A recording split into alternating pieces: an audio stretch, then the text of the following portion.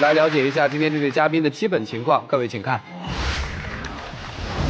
我们在一起1年半了，他是那种自我意识很强的人，明明我各方面做的已经算可以了，但他还是会一直说我不好，而且他经常一生气就会玩失踪，让我很难接受。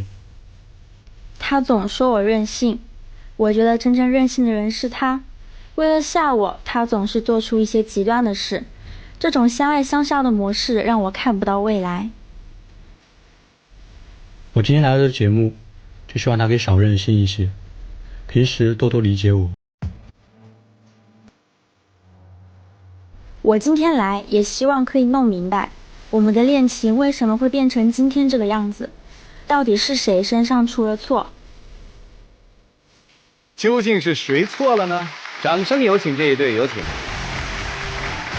小邹23岁，来自江西学生；小邓22岁，来自江西学生。来，有请两位，有请。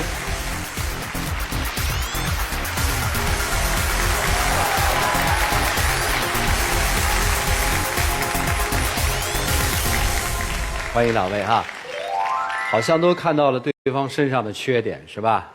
我们先让男生说好不好？说人家任性是吧？对，怎么任性呢？你就像他嘛，就经常，像生活中很多事情呢，他都自己决定啊，然后就不跟我商量啊，啥事儿还要跟你商量呢？就比如说他有时候去做兼职之类的，你说做兼职就做兼职了，但他有时候就都不提前跟我讲一声。兼职嘛，他自己的事儿，干嘛还跟你讲一声？因为有时候是去外地啊，哦，都是那种要去提前去过夜的啊，他讲都不跟我讲，然后这就直接去了。哦，为啥不跟人说一声呢？因为是那个活动要的比较急，而且他说有这个安全问题吧，我感觉也是他考虑多了。因为那个时候我们2个女孩子住在一起，也不是说我一个人住那里，也不会有什么安全问题。但是你至少作为另外一半，你是不是应该跟人说一声？我觉得基本的尊重，我要出去做一份什么样的工作，要告诉我。行，就算任性吧。还有别的吗？还有啊，你像也是做事儿啊，他总说我不上进了，然后他说让我陪他一起做兼职了啊。上次有一次嘛，本来就是人家就像那种影楼了，人家说拍情侣写真啊，我当时正好家里要出去旅游，然后本来说的好好的，说我等我旅游回来以后呢，就跟我去拍的。然后我旅游旅到一半，他就突然跟我讲，说他跟别的男的去拍了。哦，拍情侣写真啊？对啊，情侣写真。这是为啥呀？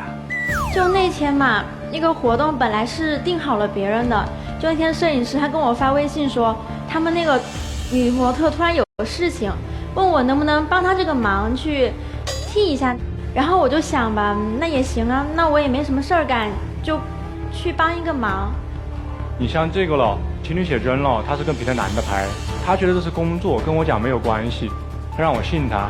那同样是异性呢，你像我微信里面，如果我有异性好友的话呢，他都会给我删掉。然后本来我平时都不怎么找人家异性聊天的，他都有时候就不通过允许，看哪个不顺眼的就直接删掉。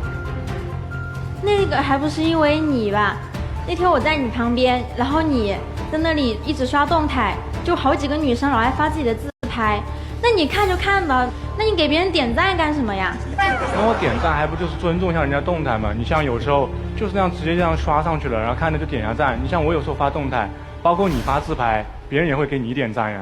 那你点赞不就是在赞美她的美貌吗？你就觉得她很漂亮，哪里不高兴了呀？根本就不是啊，然姐，你像上次那个了，你就说那个学姐，我有一个学姐嘛，然后她就不知道怎么就给她删掉了，然后因为在学校里面嘛，就我跟她一个社团的嘛，然后呢，她上次有事就找我，让我就是有任务要让我做，然后找不到我，就发现她被我删掉了，然后还要通过别人来重新加回我，你说我多尴尬呀？那个学姐上次有一次就国庆节，她陪学姐去逛庙会，被我知道了，她没有跟我去逛过呢。你带她去，我就觉得很难。那是不是放假了？因为我本地的嘛，然后他们到我们这上学了，他们就不回家，然后就在群里面问了，就说有谁就能带着出去玩一下。然后当时正好是我本地的呀，他就找我呀，我就不带他去了一下。那么多本地的，怎么就轮到你呢？当时群里确实只有我一个本地的，而且当时他妹妹也去了呀，他带着他妹妹一起去的。你还拖家带口啊？怎么拖家带口？那不证明我清白吗？你想想看，如果是跟他去约会的话，怎么可能带他妹妹呢？所以你觉得人家任性，人家觉得还很有道理。听到现在删微信这件事儿是做的有点过分了，你可以说他呀，你说你这样是不行的，你不要删别人的东西嘛，不太好，对不对？没别的事儿了吧？有啊，肯定有啊。还有哈？有。你说一般女生生气呗，就闹一闹了。她倒好，她生气就二话不说就直接就失踪。就大家小时候都玩过那躲猫猫嘛，捉迷藏嘛。你说咱这么大的人了，就好好的生气，就走在大街上，突然一下人就不见了，该我就得找啊，前街后巷找不到，那么多人呢，打电话也不接。你说他经常这样搞，那不是任性吗？这个我来说吧。那次是我跟他去逛街，然后我看一个衣服还挺好看的，我就试穿问他好不好看，他就一直在我旁边玩手机，就根本就没有想回答我的问题。后来回去的一路上我都很不高兴，他也没有发现。然后我就想着吧，我想惩罚他一下，我就躲起来然后让他着急顽皮嘛我就是想惩罚他。可是你就说这个吧，这你跑1次2次就算了那为什么我说他任性呢？因为他不止1次跑，而且1次比1次严重你上次有一次我们出去玩嘛，就坐电梯上去了，我就前脚刚出电梯，他在我后面嘛，我回身一看人就没了，我看楼层那里也没人呢，我就看到电梯数字往下蹦，我心想那就下去了咯，但我也不能在上面等电梯呗，我就直接后面有个应急通道嘛，我就直接冲下去了，18楼，18层楼，我直接冲下去了。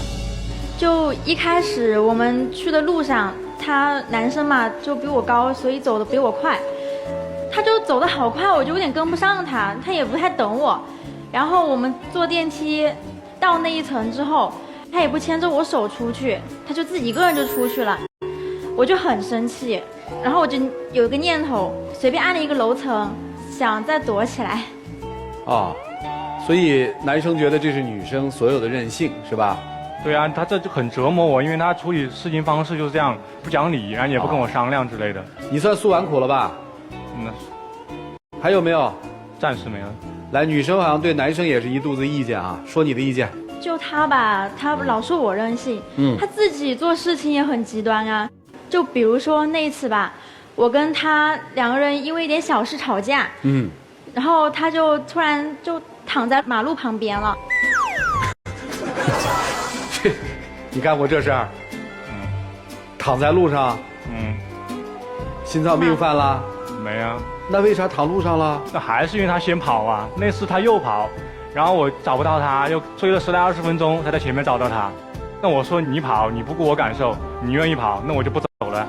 你这不走就站那儿嘛，干嘛躺地上呢？那我要气他呀。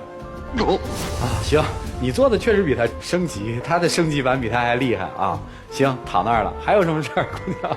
那后来他也答应了我，再也不这样做了，因为他那次一躺就吓到我了，对我影响挺大的。吓到你？对，就当时好多人都围过来看，就说这男孩怎么了？因为我跟他在一起，肯定问我这男孩怎么了，是不是生病了呀？需不需要帮忙报警啊？我就很难堪，弄得我压力也很大。然后他就答应我吧，说下次再也不会这么做了。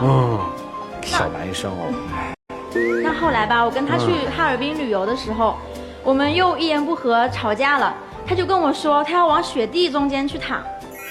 躺没躺？被我拉住了。咋没躺啊？吓他们，我又不是真想躺，那雪里多冷呢。你看，就是撒泼打滚呗。还做过其他的不这样的极端的事儿吗？还是他只要一极端就往地上躺？后来倒是很少做了，他也答应我了，但是我就觉得他就这么会这么干，不知道以后会不会又这么干行，他没话我有话，还有刚才不是问你有没有话，你说你没话了吗？刚才被气了，想不来了。行，你接着说你像每人都会过生日了是吧？那我跟他在一起之后，我第1个生日，我等1天，你就别说生日礼物了，更别说他给我过了，一句生日快乐也没跟我讲。然后呢？然后我就气呗。你就气就躺地上了？我没躺地上我那回就同学要跟我过生日嘛，他不过，自然有人跟我过了啊。然后人家都跟我学姐吗？不是学姐啊，室友啊。然后就人家当时就有酒嘛，然后我就拍下来，我就发给他，我就说我要把这一瓶都喝下去，他不让我喝。我怎么能让他喝呢？那多危险呀！那万一喝了进医院怎么办呀？哦，那你为啥没给人过生日呢？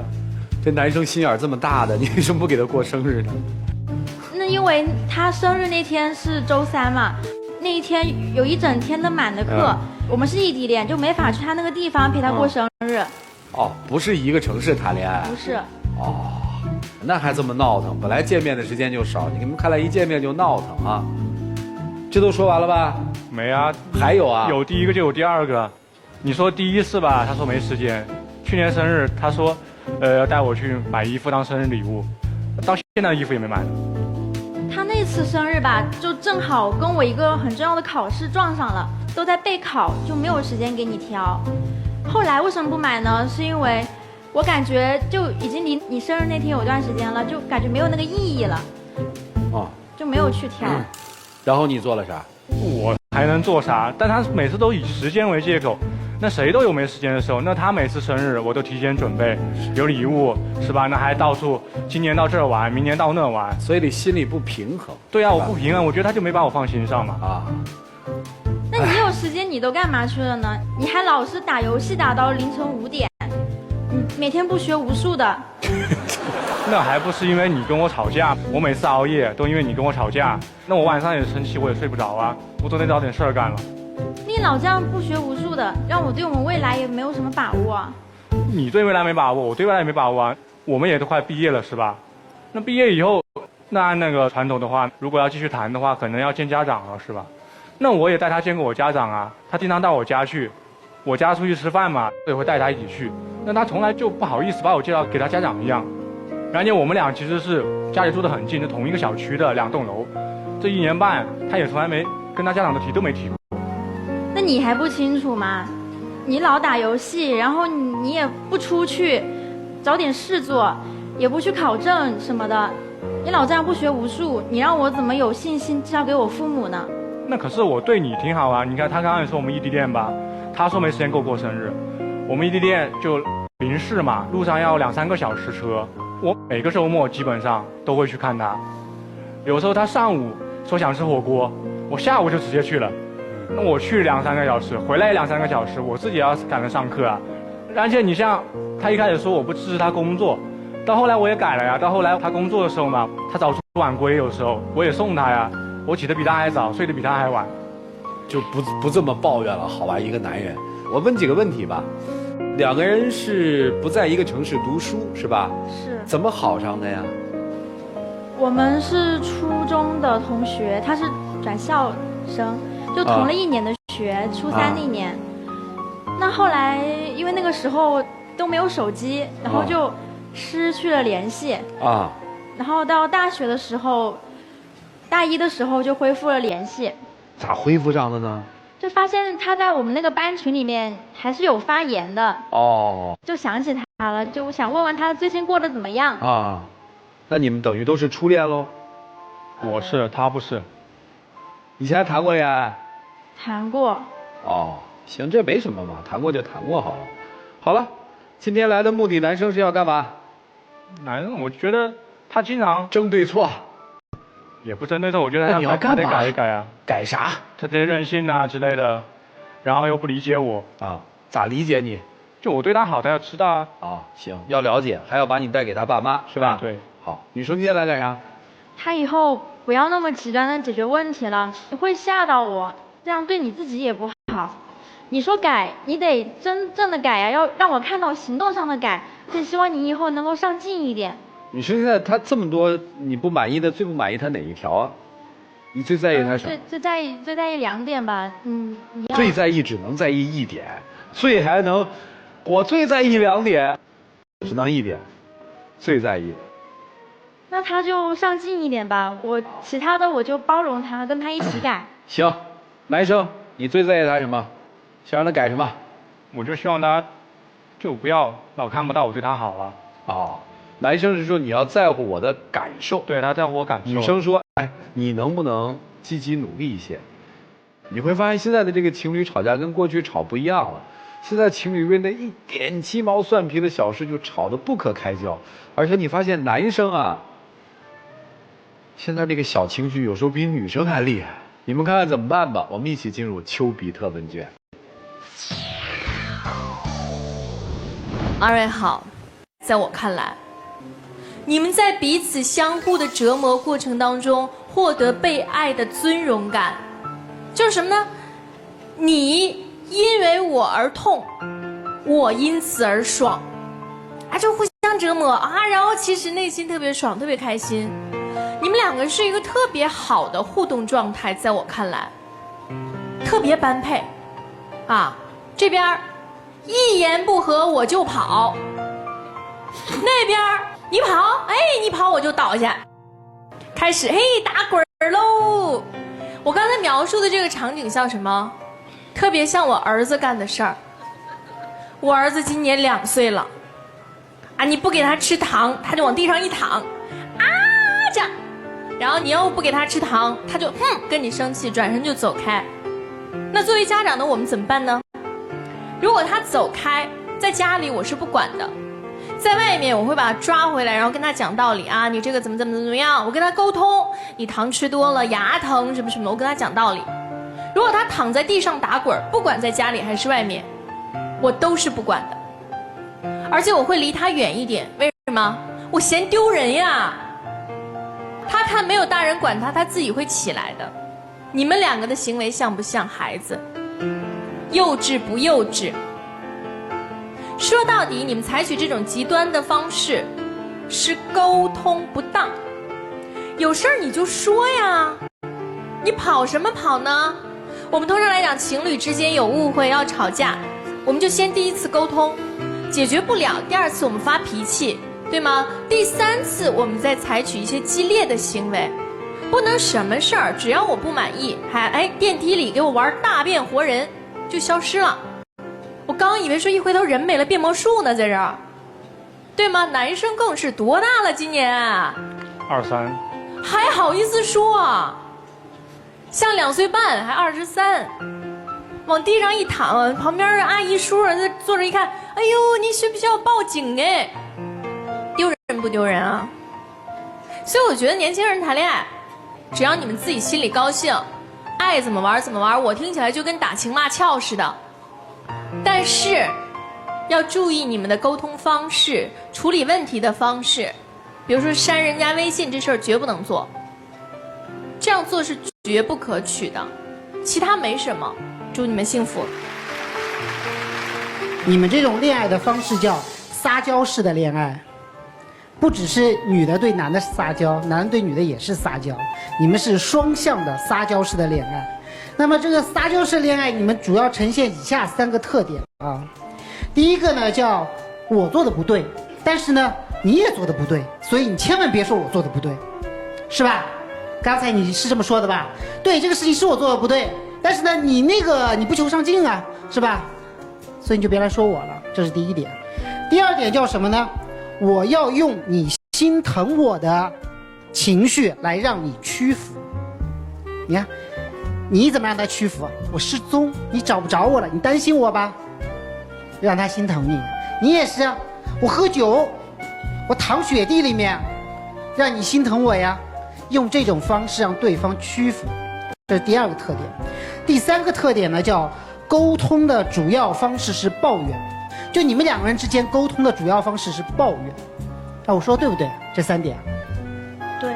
撒娇式的谈恋爱会很痛苦，痛苦在什么地方？就是你们明明是用尽全力，却偏偏是要用伤害自己的方式来让对方担心。作为过来人，给你们唯一的意见很简单，4个字，叫感同身受。感同身受对方的感受是什么？你去感受一下他收不到生日礼物的那个情绪是什么？你去感受一下你和别的男生拍照的时候他的情绪是什么？你也去感受一下你管他的时候他的情绪是什么？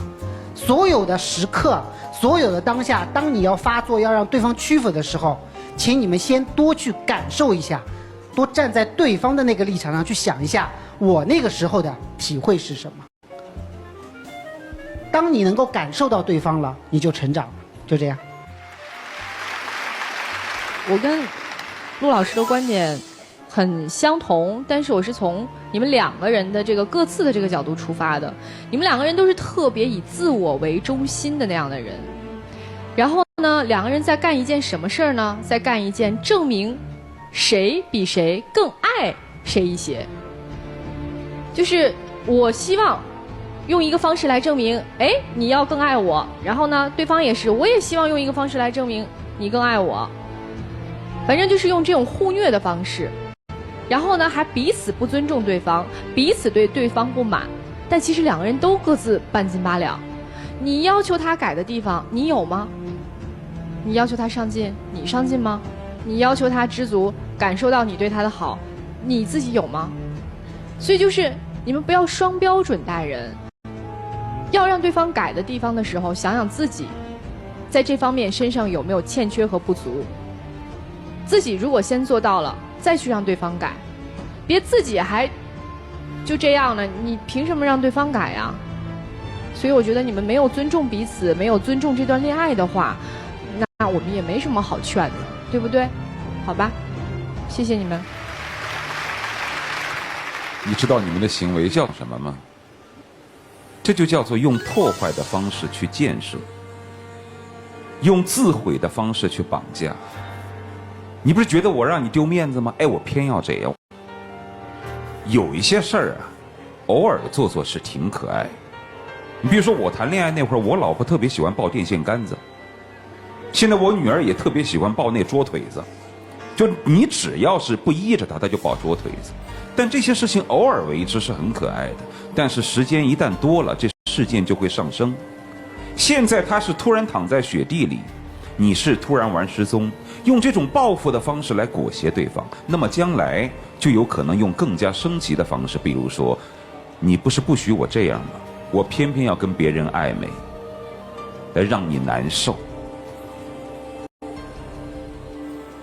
时间一长，没劲。我们还千万不要认为撒娇是女人的专利，其实男人要是撒起娇来，比女人更厉害。比如说，他就是这种方式。所以说，偶尔为之的一些事情很萌、很可爱，但是如果这些事情随着你们年龄的增长，还使用这种老的方式的话，其实让人挺讨厌的。而且你们俩年纪呢，其实也确实不小了。所以以后不要用一种让对方难堪的方式要挟对方，让对方来顺从自己。你希望他成熟，其实他希望的也是你成熟。我们能不能大部分情况下用一种呵护对方、为对方付出的方式，而不是用一种要挟的方式让对方来顺从？长此以往就一点意思都没有。你想想看，你们将来也会老的，你们也会逐渐长大，差不多就得了。不要装疯卖傻，咱们稍微成熟一点谈恋爱，就这样。我就谈一个小感受啊，如果是你的同学，不是普通同学，关系挺亲近的同学，给你过了生日，就算好朋友吧。等你好朋友过生日的时候，你会不会给你好朋友过生日呢？会。那为什么到你男朋友就不会呢？因为男朋友是亲人。现在就是在这个恋爱阶段的时候，就开始摆出了你是我亲人，所以我就可以对你这样。你们想，你们对彼此做的这些事儿，即使是对于一个普通的朋友，我相信你们都做不出来。为什么面对最亲昵的那个人的时候，却做出来了？爱人之间，有的时候也需要有点小虚伪。听懂了吗，小伙子？接下来我们听听他们怎么表白吧，一起进入那几天和古方红糖真情60秒。你像吧，我觉得我们在一起这么久了，然后呢，认识时间也不短，我也确实是放不下你，我也想一直都对你好，但是真的有的时候我就觉得你一直这样，很任性，然后不理解我的感受，你像我对你的好，你有时候你还要反过来说我是不好。我觉得你老让我改，我从头到尾都改了很多。那我听老师们还有主持人说，我觉得你也确实是要改的地方。如果我说的不听，我看你会不会考虑一下他们的感受？那你总说我任性吧，你自己做事情也不对呀。你说你为我改变，我也没有看到有什么实上的行动啊。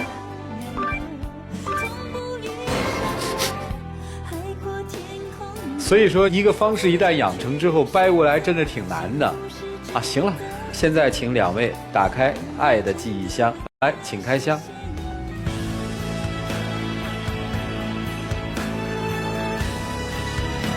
看看各自放的记忆是什么。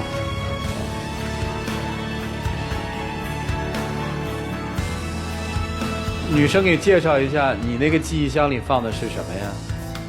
里面是个永生花和一个耳钉。永生花是去年他给我买的，他就说希望我们的感情能像永生花一样长长久久。然后那个耳钉是在哈尔滨旅游的时候买的。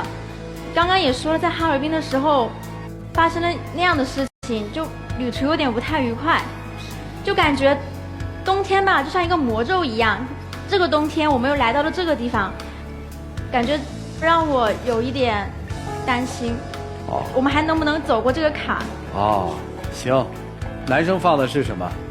那是一个就我们去年520的时候，我买的一个情侣之间的100式的东西。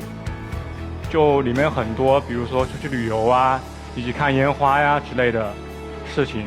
然后它每个事情呢，就是如果你做过，都要写下来，里面会有印章，然后要按下各自的手印，然后按成一个爱心的形状。我们应该已经做了差不多有一半左右了，但是因为最近出这么多事情，然后一直都没有得到解决，我就不知道后面的一半的事情还能不能跟他一起完成。我突然有点理解男生了，就他们拿出这个记忆的时候，我发现在这个记忆当中，似乎在这段感情当中，男生推动的还是比较多的，比女生多。你发现了吗？就是买什么样的东西啊，仪式感的各种东西都是男生在做，而女生在这个层面是没有的。所以我想跟女生说一句话啊，就是在爱情当中，感受别人给予你的爱，并且把这种感受有效的回馈给对方，也是一种能力。你需要好好反思一下。我们不论对错。谢谢两位，请回吧。谢谢你们啊。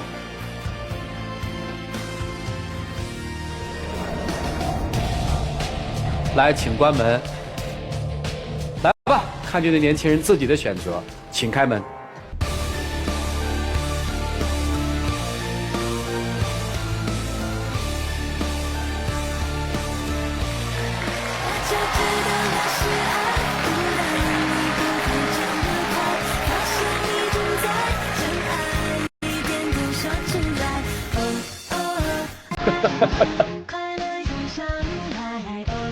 来，有请我们的小花童，有请。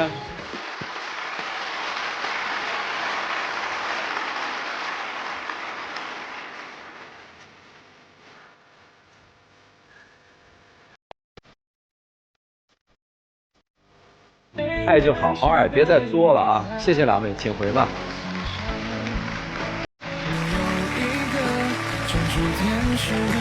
我哪里还需要别的愿望？